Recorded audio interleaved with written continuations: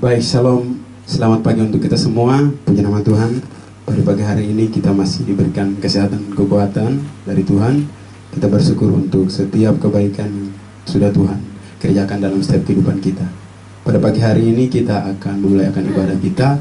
Saya mengajak Bapak, Ibu, Saudara-saudari yang ada di rumah, biarlah kita mengambil bagian untuk kita mensyukuri setiap perbuatan ajaib yang sudah Tuhan kerjakan. Mengajak kita untuk mengambil saat teduh sejenak. Kita mau merenungkan setiap kebaikan Tuhan. Kita bersyukur bahwa kita punya Allah yang sungguh luar biasa. Karyanya sungguh luar biasa. Karyanya sungguh ajaib dalam setiap kehidupan kita. Kita menaikkan pujian yang berkata, besar dan ajaiblah karyamu.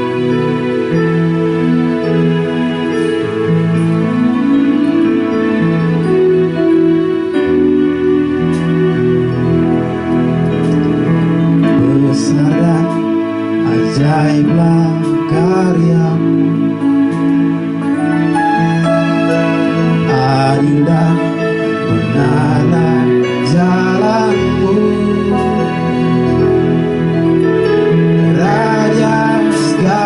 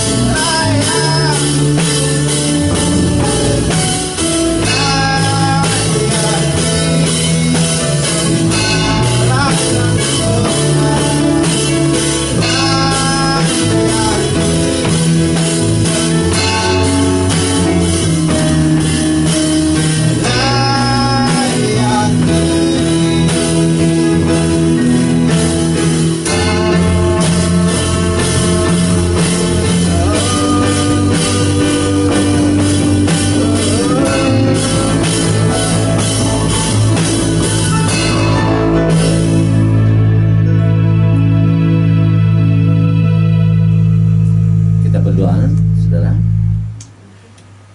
Segala pujian dan syukur kami naikkan kepadamu ya Tuhan pagi hari ini, sebab kebaikan-Mu nyata atas kami sepanjang minggu ini. Belas kasihan-Mu sudah kami rasakan, pemeliharaan Tuhan sungguh sudah kami nikmati. Sampai pagi ini saat kami bersekutu, kami tahu bahwa Tuhan senantiasa ada di pihak kami. Saatnya kami memuji memuliakan nama-Mu di waktu yang pendek singkat ini. Kami mempersembahkan dengan segenap hati, segenap jiwa, segenap kekuatan kami untuk mengasihi Tuhan. Biarlah jam ini ya Bapa, kami boleh mendapatkan persekutuan yang paling indah bersama-Mu. Terima kasih, semua kami persembahkan pada Tuhan, hanya dalam nama Tuhan Yesus. Amin.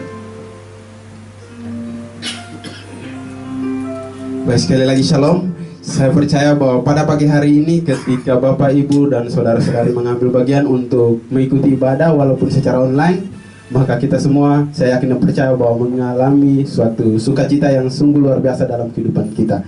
Ya, pada pagi hari ini kita akan memuliakan nama Tuhan, namun sebelumnya saya mengajak kita untuk membuka kebenaran firman Tuhan yang saya ambil dalam Filipi 4 ayatnya yang keempat.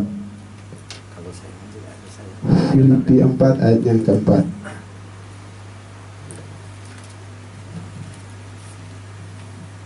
Demikian firman Tuhan.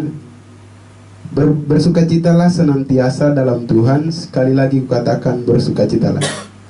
Sekali lagi, bersukacitalah senantiasa dalam Tuhan. Sekali lagi kukatakan bersukacitalah. Kita mengaminkan firman Tuhan ini dengan menaikkan pujian yang berjudul bersukacitalah.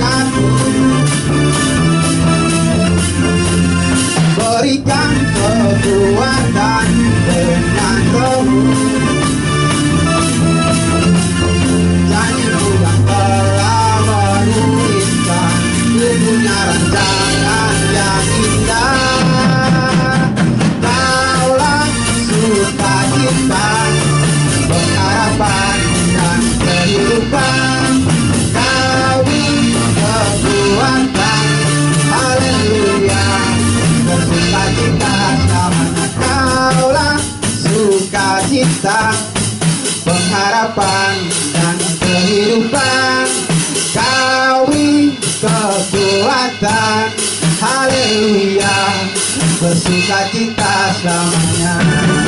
Oh, Kaulah sukacita, pengharapan dan kehidupan, Kawi kekuatan, haleluya, bersukacita selamanya.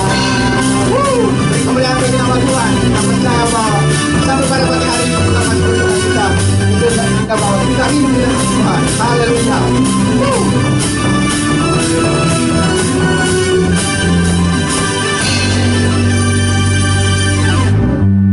Baik, puji nama Tuhan. Pada pagi hari ini kita akan mempersiapkan hati kita untuk mendengarkan kebenaran firman Tuhan. Namun sebelumnya saya mengajak kita untuk menaikkan pujian Bapa sentuh hatiku.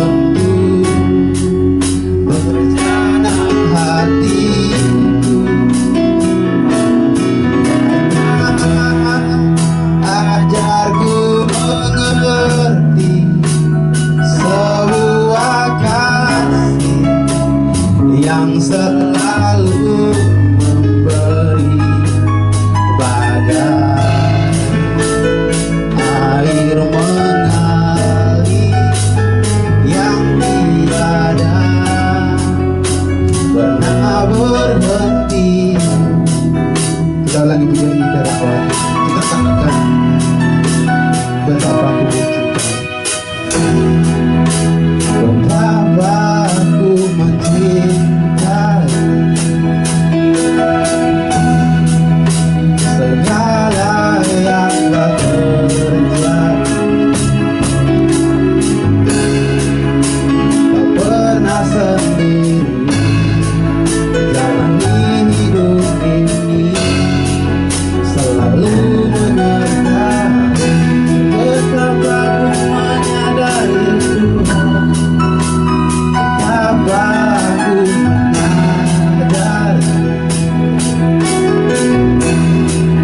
di dalam hidupku ini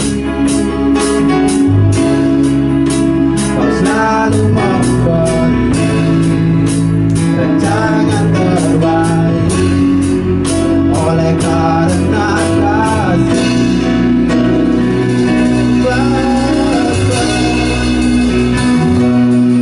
Bapa,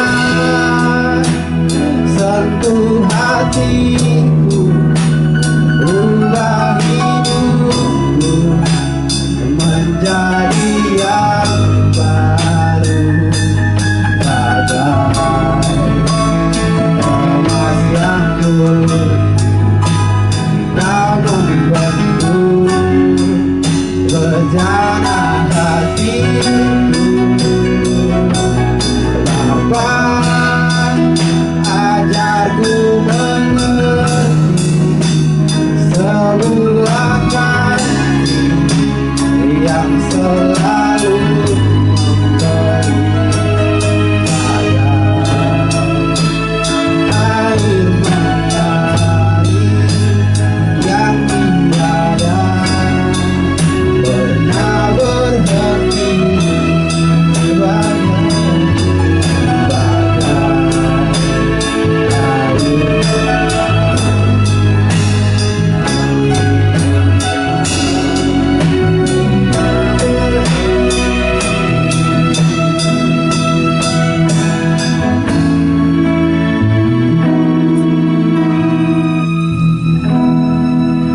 Sebelum kita mendengarkan firman Tuhan, mari kita berdoa. Bapa di dalam surga, kami mengucap syukur kepadamu saat pagi hari indah ini. Kami bisa berkumpul dengan orang-orang yang kami kasihi, yang berharga dalam hidup kami, yang selama ini telah Tuhan karuniakan bagi kami semuanya. Saatnya ya Tuhan, kami ingin mendengarkan isi hati-Mu. Berbicara Engkau dengan kami siap mendengarkannya. Hamba-Mu dengan segala keterbatasan, mohon urapannya kepada Tuhan, supaya kebenaran firman Tuhan ini diberitakan dalam urapan dan kebenaran-Mu. Terima kasih, kami sebut firman-Mu dengan ucapan syukur, dalam nama Tuhan dan Juru Selamat kami, Yesus Kristus. Haleluya. Amin. Salam, jemaat yang dikasihi Tuhan, terima kasih. Sampai pagi hari ini, kita masih bisa bersama-sama. Tidak terasa, tapi ternyata kita sudah ada di pertengahan tahun. Dan tidak terasa juga, ternyata sudah 3 bulan kita ibadah seperti ini. Sekalipun tangan tak berjabat, tapi hati senantiasa terpaut satu dengan yang lain.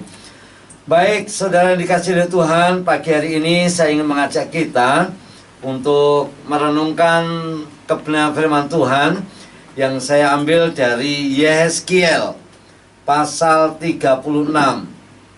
Ya, Yehezkiel pasal 36 ayat 22 sampai 33. Saya akan bacakan untuk kita semuanya. Yehezkiel pasal 36 ayat 22 sampai 33. Oleh karena itu, katakanlah kepada kaum Israel, beginilah firman Allah, bukan karena kamu aku bertindak, hai kaum Israel, tetapi karena namaku yang kudus, yang kamu najiskan di tengah bangsa-bangsa di mana kamu datang. Aku akan menguduskan namaku yang besar, yang sudah dinajiskan di tengah bangsa-bangsa, dan yang kamu najiskan di tengah-tengah mereka. Dan bangsa-bangsa akan mengetahui bahwa akulah Tuhan. Demikianlah firman Tuhan Allah. Manakala aku menunjukkan kekudusanku kepadamu di hadapan bangsa-bangsa, aku akan menjemput kamu dari antara bangsa-bangsa dan mengumpulkan kamu dari semua negeri, dan akan membawa kamu kembali ke tanahmu. Aku akan mencurahkan kepadamu air jernih yang mentahirkan kamu dari segala kenajisanmu dan dari semua berhala-berhalamu.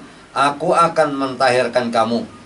Kamu akan kuberikan hati yang baru dan roh yang baru di dalam batinmu, dan aku akan menjauhkan dari tubuhmu hati yang keras, dan kuberikan kepadamu hati yang taat. Rohku akan kuberikan diam di dalam hatimu, dan aku akan membuat kamu hidup menurut segala ketetapanku, dan tetap berpegang pada peraturan-peraturanku dan melakukannya. Dan kamu akan diam di dalam negeri yang telah kuberikan kepada nenek moyangmu, dan kamu akan menjadi umatku, dan aku akan menjadi Allahmu. Aku akan melepaskan kamu dari segala dosa kenajisanmu, dan aku akan menumbuhkan gandum serta memperbanyaknya, dan aku tidak lagi mendatangkan kelaparan atasmu. Aku juga memperbanyak buah pohon-pohonmu dan hasil ladangmu, supaya kamu jangan lagi menanggung noda kelaparan di tengah bangsa-bangsa. Dan kamu akan teringat-ingat kepada kelakuanmu yang jahat dan perbuatan-perbuatanmu yang tidak baik, dan kamu akan merasa mual melihat dirimu sendiri karena kesalahan-kesalahanmu dan perbuatan-perbuatanmu yang keji. Bukan karena kamu aku bertindak, demikian firman Tuhan Allah. Ketahuilah itu, merasa malulah kamu, dan biarlah kamu dipermalukan karena kelakuanmu, hai kaum Israel. Beginilah firman Tuhan Allah. Pada hari aku mentahirkan kamu dari segala kesalahanmu, aku akan membuat kota-kota didiami lagi, dan reruntuhan-reruntuhan akan dibangun kembali. Jemaat yang dikasihi oleh Tuhan, pagi hari ini kita akan melihat satu ayat menjadi pokok bahasan kita dari ayat yang ke-26. Kamu akan kuberikan hati yang baru dan roh yang baru di dalam batinmu, dan aku akan menjauhkan dari tubuhmu hati yang keras, dan kuberikan kepadamu hati yang taat. Saudara dikasihi oleh Tuhan, sekitar tahun 586 sebelum Masehi, orang-orang Israel dibinasakan oleh bangsa-bangsa, khususnya adalah bangsa Babel. Jadi orang-orang Israel, para pembesar-pembesarnya ditawan, termasuk di dalamnya ada Nabi Daniel pada waktu itu, ditawan, dibawa ke Babel. Itu adalah negara yang dikuasai, dipimpin oleh seorang raja yang bernama Nebukadnezar. Saudara dikasihi oleh Tuhan, pada masa itu Israel benar-benar mengalami kekalahan yang luar biasa, karena seluruh kekayaan Israel, terutama perbendaharaan yang ada di Bait Allah, di kerajaan, disikat habis, dibawa semuanya ke tanah Babilonia. Nah, saudara, tradisi pada masa itu, tradisi zaman itu adalah bahwa kalau ada satu bangsa dikalahkan oleh bangsa yang lain, karena setiap bangsa itu pada masa itu memiliki dewa-dewa, dewa-dewi, memiliki allah-allah lain. Nah, pikirnya adalah kalau satu bangsa bisa dikalahkan, itu bukan hanya bangsanya yang kalah, tetapi Allahnya juga dikalahkan.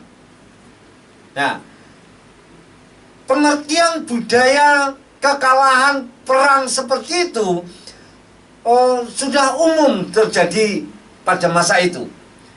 Nah, Orang-orang Israel ketika dikalahkan, lalu diolok-olok. Bukan hanya kamu yang kalah, Tuhanmu kalah, Tuhanmu kalah, Allahmu kalah, Allahmu kalah. Buktinya kamu bisa kalah dalam perang. Nah, diolok-olok tiap hari, dihina-hina tiap hari seperti itu. Rupanya orang-orang Israel juga terseret ke dalam pemahaman yang keliru seperti itu. Seolah-olah mereka menyetujui bahwa Allahku, Yahwehku ikut kalah juga. Itu sebabnya di tengah-tengah pemikiran yang salah, di tengah-tengah pemikiran yang keliru di antara orang Israel tentang cara memahami tentang Allah itu sebabnya Yeskiel diutus oleh Tuhan ketemu dengan bangsa Israel yang ada di pembuangan itu, untuk mengembalikan pengertian yang benar bahwa Allah Israel adalah Allah yang kuat, bukan Allah yang lemah, bukan Allah yang gagal. Saudara, mari kita lihat ayat 22 sampai ayatnya yang ke-24. Ya. Oleh karena itu katakanlah kepada kaum Israel, ini perintah Allah kepada Yesiel. Bukan karena kamu aku bertindak, hai kaum Israel, tetapi karena namaku yang kudus, yang kamu najiskan di tengah bangsa-bangsa di mana kamu datang. Saudara yang dikasih oleh Tuhan, dengan menyetujui bahwa Allah Israel kalah, yang diolok-olok itu tadi, maka Allah memandang bahwa orang-orang Israel telah menajiskan nama Allah. Allah mengutus Yeskiel supaya pergi ke sana, memberitahukan kepada bangsa itu supaya kembali dalam pemikiran yang benar, kembali kepada cara berpikir tentang Allah yang baik,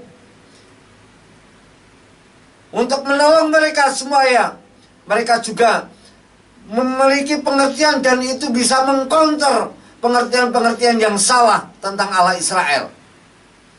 Saudara dikasih oleh Tuhan, Allah punya tujuan. Allah punya tujuan. Setiap kita, Tuhan memiliki tujuan. Yeskiel diutus ke sana untuk mengembalikan pemikiran yang benar, teologi yang benar, pemahaman yang benar tentang Allah. Jadi kalau kita merasa bahwa Allah kita Allah yang kalah, lalu Allah kita seperti Allah yang tidak bisa berbuat apa-apa, Tuhan menilai begini, kita sudah ikut ambil bagian menajiskan Allah. Itu sebabnya firman Tuhan ini datang pada kita. Kalau kita merasa bahwa Tuhan sudah tidak menolong saya, kalau kita berpikir Allah sudah tidak sanggup lagi membela saya, kalau kita berpikir bahwa Allah sudah tidak peduli lagi dengan saya, saudara, saya mau kasih tahu kepada kita semuanya, Allah kita bukan Allah yang kalah. Kalau saudara memperhatikan beberapa di ayat-ayat ini tadi, selalu Tuhan berkata begini, aku akan, diulang berkali-kali, untuk memberitahukan kepada kita begini, Tuhan yang mengambil inisiatif untuk mengembalikan nama baiknya di antara bangsa-bangsa. Tuhan akan bertindak. Tuhan mengambil inisiatif untuk apa?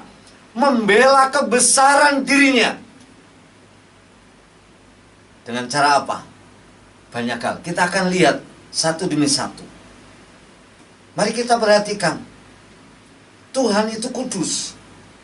Tuhan itu hebat. Ayat 22 sampai 24. Tadi yang 22 sudah saya baca, ayat 23 sekarang. Aku akan menguduskan namaku yang besar, yang sudah apa? Dinajiskan di tengah-tengah bangsa-bangsa. Dan yang kamu najiskan di tengah-tengah mereka. Dan bangsa-bangsa akan mengetahui bahwa akulah Tuhan. Demikian firman Tuhan Allah. Manakala aku menunjukkan kekudusanku kepadamu di hadapan bangsa-bangsa. Aku akan. Ayat 24. Aku akan menjemput kamu dari antara bangsa-bangsa dan mengumpulkan kamu dari semua negeri dan akan membawa kamu kembali ke tanahmu. Israel boleh kalah. Bangsa Israel boleh kalah. Tetapi Allahnya, Allah Israel tidak pernah kalah. Itu sebabnya Tuhan mengatakan begini, aku akan menjemputmu. Sekalipun kamu ada dalam pembuangan, kamu mungkin merasa kalah dan tidak berdaya lagi. Ingat, aku akan menjemput kamu dari tengah-tengah bangsa-bangsa di mana Israel telah menajiskan itu. Artinya apa? Sekalipun Israel telah menajiskan nama Allah, kasih Allah yang tak terbatas itu menjangkau mereka. Dan bukan hanya itu, menjemput mereka, dikembalikan ke tanah pusaka di tanah Kanaan. Saudara dikasih oleh Tuhan, betapa hebatnya Allah ini. Betapa hebatnya Tuhan. Meskipun Israel telah ambil bagian menajiskan Allahnya sendiri, tetapi kasih Allah yang kekal, kasih Allah yang tak terbatas itu yang mengambil inisiatif untuk menjangkau kita semuanya. Bukankah kita juga seringkali merasa bahwa Allah sudah tidak bisa berbuat apa-apa dan sepertinya Tuhan itu membiarkan kita dalam kesengsaraan, lalu kita menjadi putus asa. Saudara, ketika kita kehilangan pengharapan, ketika kita kehilangan iman, ketika kita kehilangan pengertian yang benar tentang Allah, bukankah Tuhan tetap mengasihi kita? Bukankah Tuhan tetap melawat kita? Dan perhatikan ini saudara, aku akan menjemput kamu. Memindahkan orang Israel dari tanah perbudakan itu, dikembalikan lagi ke tanah Kanaan. Sekalipun kita seringkali jatuh dalam dosa, bukankah Tuhan senantiasa menjangkau kita dan mengembalikan kita kepada posisi yang sebenarnya? Karena kita adalah anak-anak Allah. Tuhan tidak pernah kewalahan. Sebesar apapun bangsa itu, sekuat apapun bangsa itu, sehebat apapun alat perangnya, tentaranya, Tuhan tidak pernah kewalahan itu. Dan Dia akan menjemput mereka, dikembalikan kepada tanah milik kepunyaannya. Karena anak-anak Israel, bangsa Israel, bukanlah bangsa yang punya mental budak. Dalam rencana Allah, dalam rencana besarnya, bangsa ini harus menjadi berkat bagi bangsa-bangsa, dan bukan untuk menjadi budak. Itu sebabnya Tuhan jemput mereka. Tuhan bawa kembali ke tanah Kanaan, supaya bangsa ini berjalan seperti rencana Allah, sesuai dengan tujuan Allah. Saudara dikasihi Tuhan, kita semua tahu bahwa Tuhan sudah memilih kita, ya. Tetapi kita juga mestinya harus tahu untuk apa Tuhan memilih saya dan saudara. Bukan hanya kita tahu bahwa kita sudah dipilih oleh Tuhan, tidak berhenti sampai di situ. Seharusnya kita juga tahu untuk apa saya dipilih oleh Allah, untuk apa saya ditebus dosa-dosa kita, untuk apa kita dimurnikan. Mari kita lihat ayat yang ke-26. Ya, ayat 26. Ayat 25 dan 26. Aku akan mencurahkan kepadamu air jernih yang akan mentahirkan kamu dari segala kenajisanmu dan dari segala berhala-berhalamu. Aku akan mentahirkan kamu. Kamu akan kuberikan hati yang baru dan roh yang baru di dalam batinmu, dan aku akan menjauhkan dari tubuhmu hati yang keras, dan kuberikan kepadamu hati yang taat. Saya rasa ini salah satu tujuan Allah. Mengapa Tuhan ingin menjemput Israel? Supaya bangsa ini tidak hanya dikembalikan ke tanah milik pusakanya, tetapi juga dikembalikan visi misi Allah. Supaya dikembalikan tujuan Allah. Untuk apa mereka dikeluarkan dari tanah Mesir, dipimpin selama 40 tahun di tanah gersang itu. Sekarang mereka ada lagi di pembuangan di Babilonia. Tuhan panggil lagi. Untuk apa? Tuhan punya tujuan supaya kita memiliki kehidupan yang taat. Perhatikan ayat yang ke-25 itu. Aku akan mencurahkan kepadamu air jernih yang akan mentahirkan kamu dari segala kenajisanmu. Tentu ini bukan air biasa. Tentu ini bukan air biasa. Ini pasti air yang luar biasa. Karena memiliki kuasa, memiliki kemampuan. Untuk apa? Mentahirkan kita dari segala kenajisan kita. Ini bukan air yang kita ambil dari sumur, atau ini air yang kita ambil dari keran kita, yang dialirkan dari Narmada atau dari Sesaut atau dari Surana di sana. Bukan. Ini pastilah air ilahi, air dari surgawi. Karena ini memiliki kemampuan untuk apa? Mentahirkan bangsa Israel dari dosa, dari segala kejahatan. Saudara yang dikasihi oleh Tuhan, bukan hanya itu, memang mereka dibersihkan, tetapi dibersihkan untuk apa? Bukan hanya mereka sedang hanya dibersihkan, ditahirkan. Tuhan memperlengkapi mereka dengan apa? Hati yang baru, roh yang baru.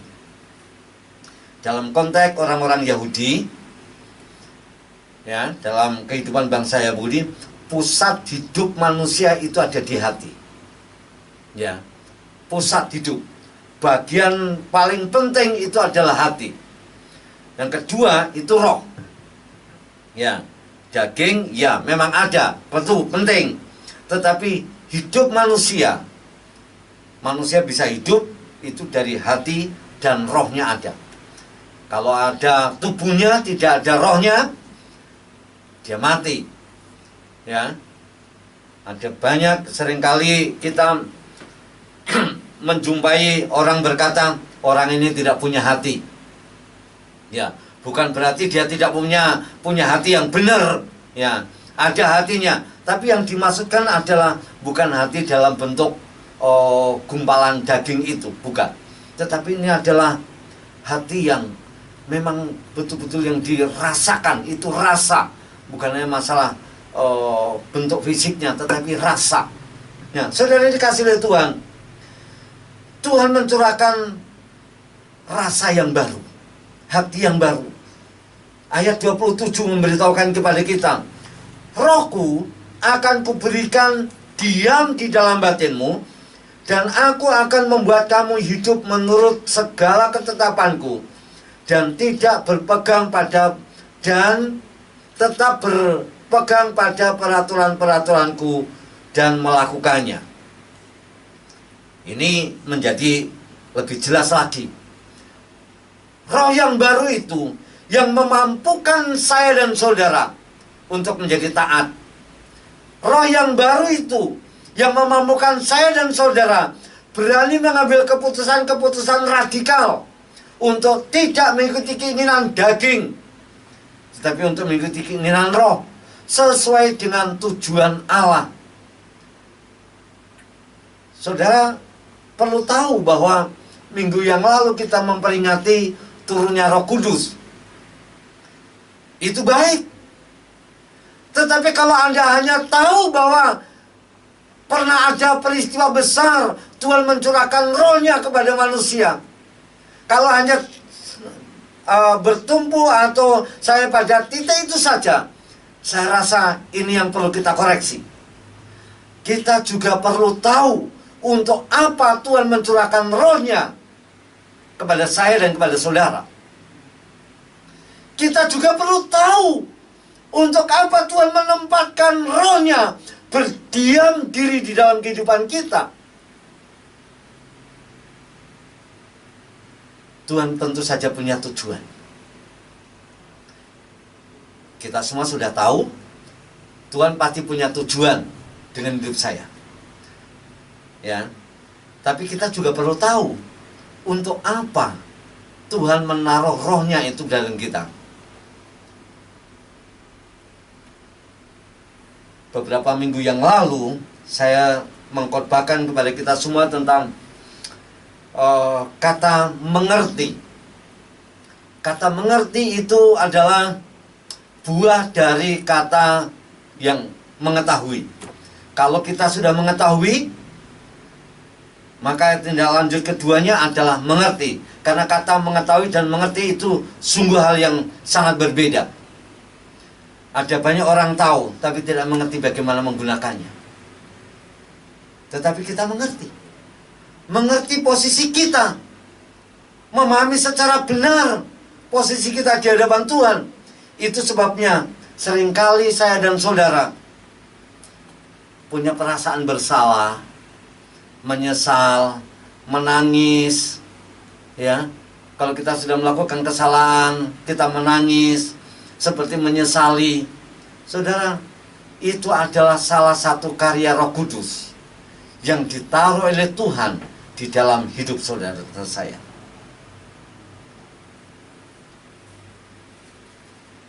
Janji Tuhan pasti nyata dalam kehidupan kita.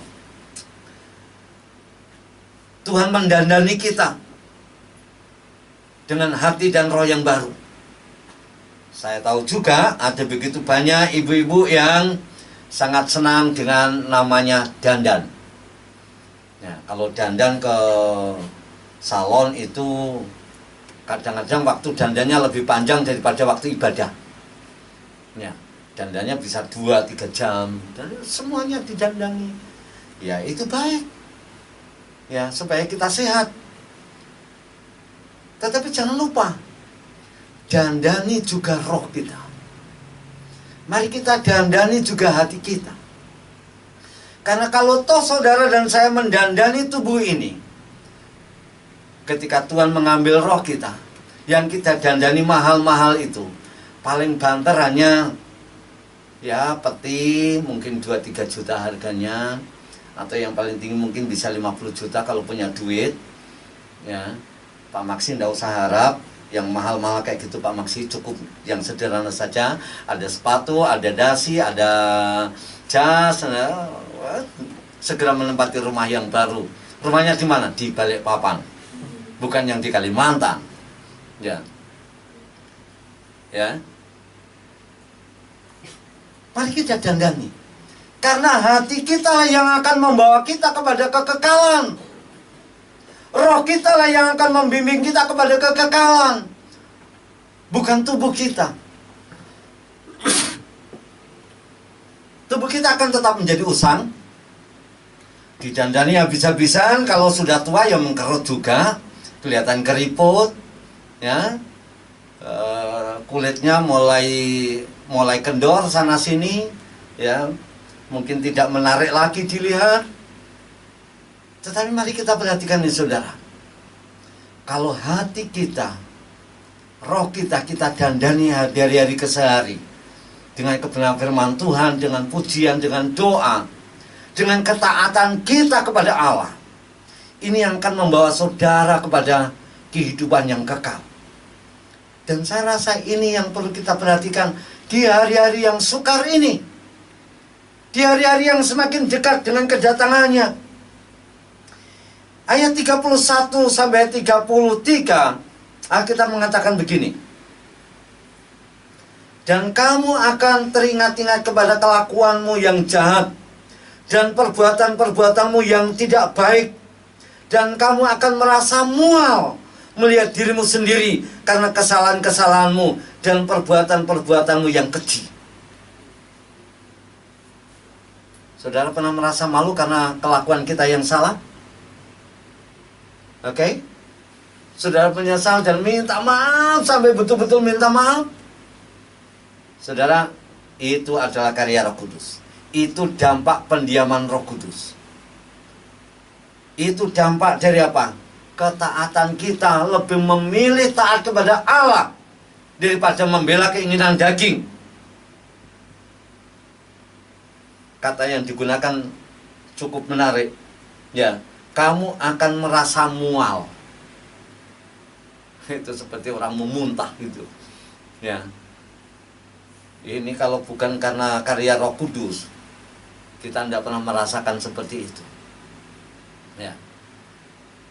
Roh akan memimpin kita, kata Yohanes, ke dalam seluruh kebenaran Allah. Sehingga kita bisa merasa malu. Ya, kita bisa merasa malu dengan kesalahan-kesalahan kita sendiri. Oke? Sebelum saudara merasa malu dan mual dengan dosa-dosamu, jangan berbuat jahat lagi. Ya, itu pesan Tuhan Yesus kepada perempuan yang kedapatan berzina itu toh. Iya. Ya. Setelah mau dilempari dan orang lain akhirnya pada pergi semuanya, pesan Tuhan Yesus apa? Jangan berbuat dosa lagi. Ya, supaya kita tidak mual. Ya, supaya kita menjadi bangga. Ayat 32. Bukan karena kamu aku bertindak, demikianlah firman Tuhan Allah, ketahuilah, merasa malulah kamu dan biarlah kamu dipermalukan karena kelakuanmu, hai kaum Israel. Beginilah firman Tuhan Allah, pada hari aku mentahirkan kamu dari segala kesalahanmu, aku akan membuat kota-kota didiami lagi dan reruntuhan-reruntuhan akan dibangun kembali. Kebutuhan manusia yang paling mendasar ada banyak, sandang, papan, dan pangan. Ya. Tetapi kalau kita memperhatikan di sini, itu ada pangan dan papan. Tapi kalau ada papan, ada tempat, lalu ada makan, dia bisa bekerja dan punya pakaian lagi. Nah, saudara, Tuhan tidak hanya memperbarui hati kita, tetapi Tuhan yang bertanggung jawab, yang menjemput mereka dari Babel itu ke Kanaan itu, juga mencukupkan kebutuhan mereka. Kebutuhannya apa? Papan. Kebutuhannya apa? Makan. Dicukupkan makanannya, dicukupkan tempat tinggalnya. Jadi jangan khawatir kalau saudara sampai hari ini belum punya rumah, ya, Tuhan akan menyediakan itu. Ya, Tuhan akan menyediakan. Kapan terjadi? Ketika Tuhan memulihkan. Mari kita lihat, perhatikan ini. Ayat yang ke-23 itu, ayat 20-32 itu. Bukan karena kamu aku bertindak. Bukan karena kebaikanmu. Bukan karena kebaikan kita. Bukan karena prestasi kita. Bukan karena kita sudah baik dengan Allah. Bukan. Ketika Tuhan berkata ini, akan menjemput dan akan memulihkan itu, orang-orang Israel ada di mana? Di tanah pembuangan, di Babel. Kondisinya apa? Buddha. Apa yang dilakukan? Menajiskan nama Allah. Itu yang dilakukan oleh Israel. Itu kondisi realnya. Tetapi itu sebabnya Tuhan berkata begini, bukan karena kamu aku bertindak, tetapi karena hati Allah yang besar, yang menginisiasi dirinya sendiri. Untuk apa? Melawat orang-orang milik kepunyaannya. Tuhan juga akan melakukan hal yang sama untuk gerejanya. Tuhan juga akan melakukan yang sama untuk keluarga kita, untuk pekerjaanmu, untuk kesehatanmu, untuk pikiran kita yang sedang kacau, atau mungkin untuk hati kita yang sedang dipenuhi dengan kekerasan itu. Hidup tidak ada ketaatan. Tuhan sendiri mengambil inisiatif bertindak untuk membawa kita kembali kepada tujuan Allah. Bila hidup kita hari ini, mari kita persembahkan hidup kita untuk kemuliaan Tuhan.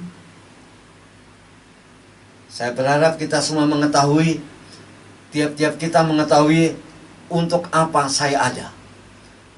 Ya, untuk apa Tuhan menebus saya? Untuk apa Tuhan menaruh rohnya di dalam hidup kita? Menjelang akhir zaman sekarang ini, kita perlu tahu bahwa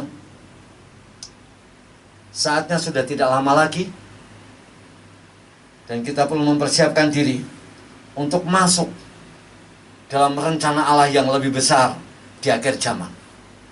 Bila gereja kita, gereja Bibli, senantiasa dipakai oleh Tuhan, semuanya tanpa terkecuali, termasuk anak-anak, bisa dipakai oleh Tuhan untuk sebuah kegerakan baru, di mana tujuan Allah tercapai untuk jemaatnya.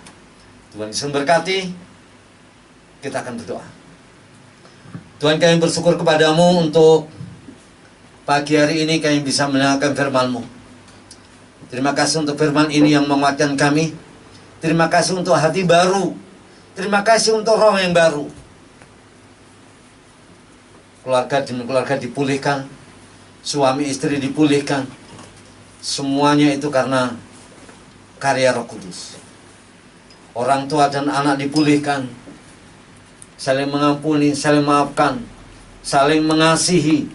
Semuanya karena kuasa Roh Kudus. Terima kasih untuk kehadiran-Mu dalam hidup kami. Biarlah hidup kami masa kini, Tuhan, semakin digerakkan untuk perkara-perkara yang besar yang Tuhan rencanakan bagi kehidupan jemaat-Mu.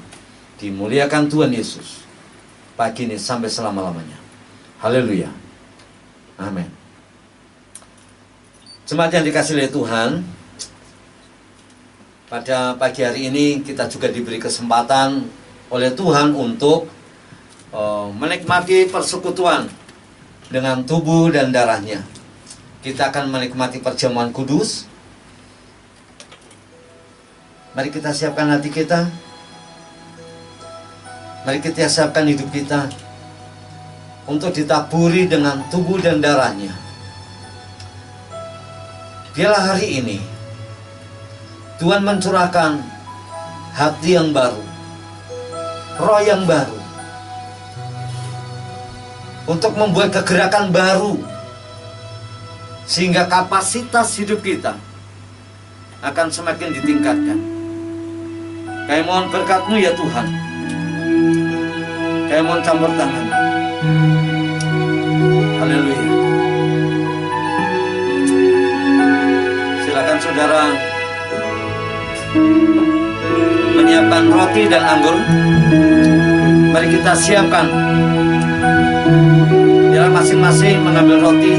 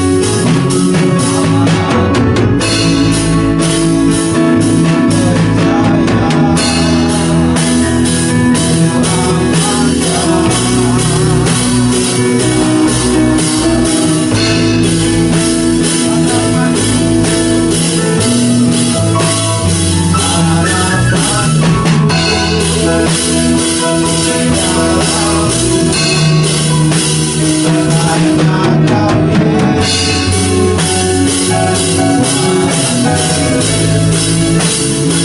Ku percaya Tuhan ada.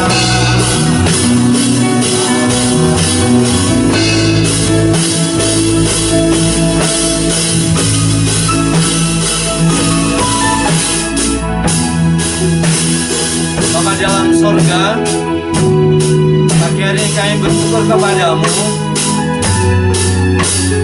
Engkau berikan kesempatan bagi kami untuk menikmati persekutuan dengan tubuh dan darah-Mu. Bila melalui roti dan anggur ini, Engkau berbicara lebih dalam tentang arti hidup baru di dalam Kristus. Betapa mahalnya untuk membawa kami, menjemput kami dari lubang dosa, dari kenajisan, dari dosa, dari kejahatan, keserakahan, untuk kembalikan kami kepadamu, supaya rancangan-Mu, tujuan-Mu terlaksana bagi gereja-Mu. Terima kasih Tuhan, terima kasih. Kami akan menikmati perjamuan ini dengan ucapan syukur dalam nama Yesus. Amin. Jemaat yang dikasih oleh Tuhan, angkatlah rotimu. Mari kita angkat roti kita dan dengarkanlah firman-Nya. Sebab apa yang telah kuteruskan kepadamu telah kuterima dari Tuhan, yaitu bahwa Tuhan Yesus pada malam waktu Ia diserahkan mengambil roti, dan sesudah itu Ia mengucap syukur atasnya. Ia memecah-mecahkannya dan berkata, "Inilah tubuhku yang diserahkan bagi kamu. Perbuatlah ini menjadi peringatan akan aku." Mari kita nikmati bersama-sama roti ini sambil mengucap syukur dalam nama Yesus.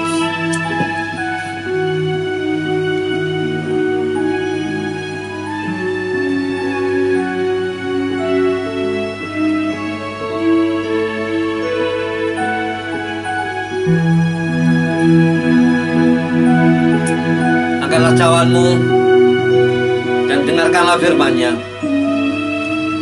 Demikian juga Ia mengambil cawan sesudah makan, lalu berkata, "Cawan ini adalah perjanjian baru yang dimeteraikan oleh darahku. Perbuatlah ini setiap kali kamu meminumnya menjadi peringatan akan aku. Sebab setiap kali kamu makan roti ini dan minum cawan ini, kamu memberitakan kematian Tuhan sampai Ia datang." Mari kita minum bersama-sama dalam nama Yesus.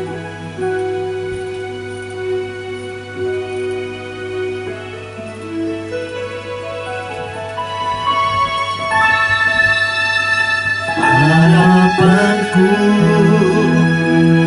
di dalam-Mu, hanya Kau Yesus Tuhanku.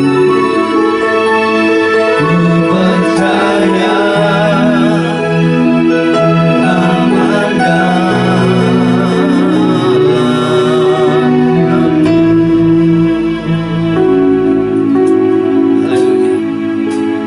Terima kasih Tuhan. Terima kasih Yesus.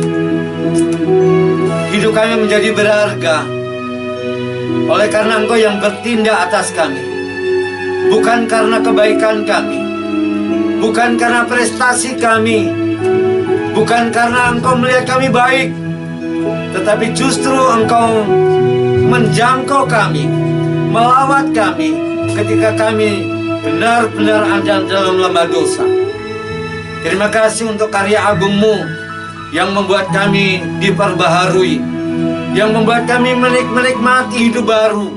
Kami bersyukur untuk karya besar yang Kau telah lakukan bagi kami semuanya. Dalam nama Tuhan Yesus Kristus, kami serahkan doa ini. Haleluya. Amin. Terima kasih saudara, Tuhan Yesus memberkati. Selamat hari Minggu.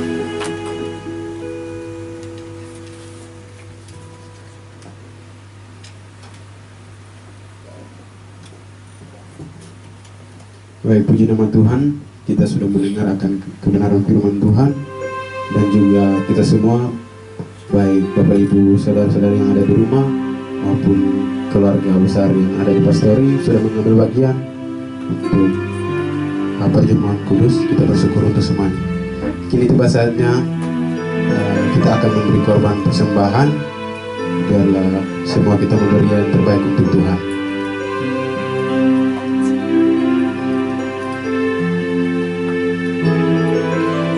Baik, kini tiba saatnya kita akan menutup ibadah kita. Nanti dengan kasih Kristus, Bapak Gembala membawa kita dalam doa pembuka. Penutup, kita menaikkan pujian Kau Angkatku di atas gunung.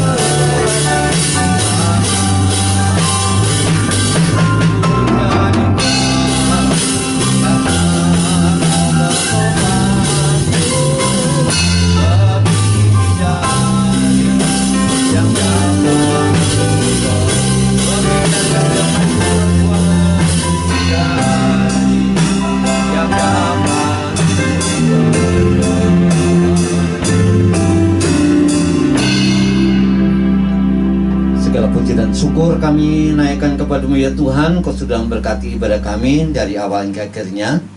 Saat ini kami ingin sekali lagi mempersembahkan bangsa kami, bangsa yang besar kepadamu.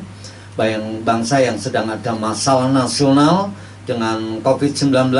Kami mohon pembelaan Tuhan supaya bangsa ini segera dimerdekakan dari segala sakit penyakit ini.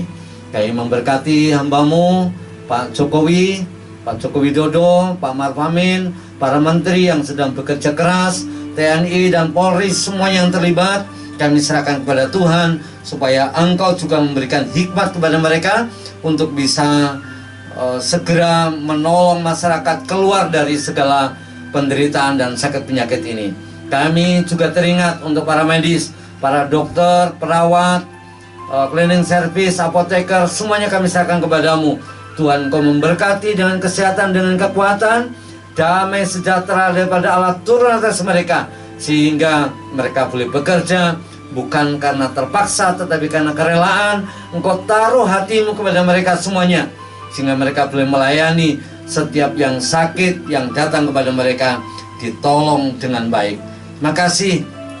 Kami menyerahkan seluruh jemaat-Mu, jemaat PIBI, dengan semua para pekerjanya kami serahkan di dalam tangan Tuhan. Engkau akan berkati tiap-tiap rumah tangga.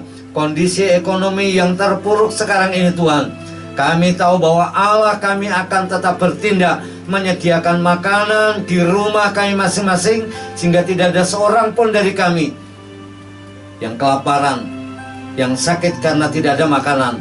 Tapi kami semuanya akan dicukupkan oleh Tuhan. Kami tahu bahwa kami punya Allah yang besar, yang sanggup melakukan jauh lebih banyak dari apa yang dapat kami pikirkan atau kami doakan.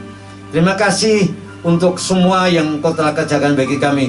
Yang punya usaha, diberkati usahanya, Engkau berkati pekerjaannya, Engkau memberkati anak-anak kami yang akan naik kelas maupun yang akan pindah sekolah. Kami doakan supaya Tuhan juga akan menolong ekonomi orang tua. Ini waktunya untuk mengumpulkan banyak uang supaya anak-anak bisa dicukupkan kebutuhannya dalam kenaikan kelas maupun pindah sekolah. Namun sekarang kondisi yang sulit, hamba mohon belas kasihan-Mu. Tuhan, tolonglah seluruh jemaat-Mu.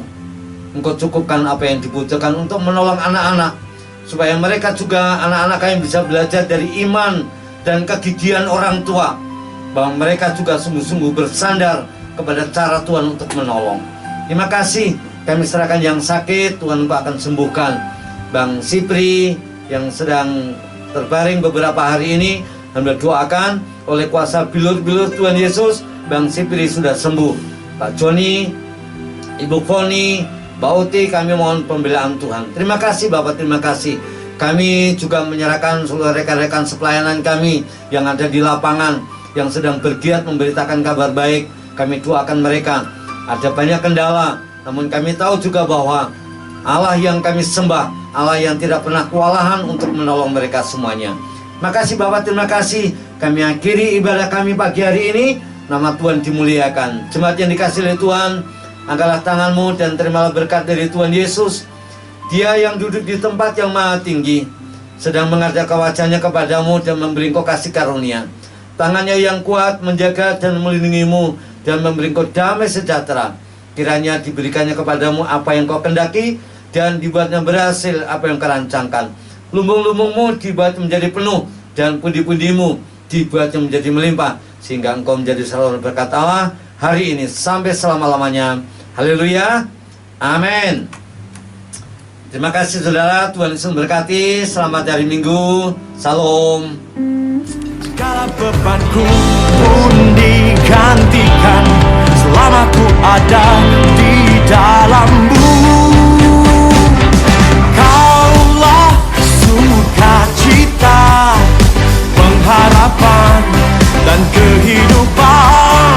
Kau beri kekuatan. Haleluya, bersukacita selamanya. Haleluya. Mari nyatakan bersama-sama, kau ada di dalam hidupku. Kau ada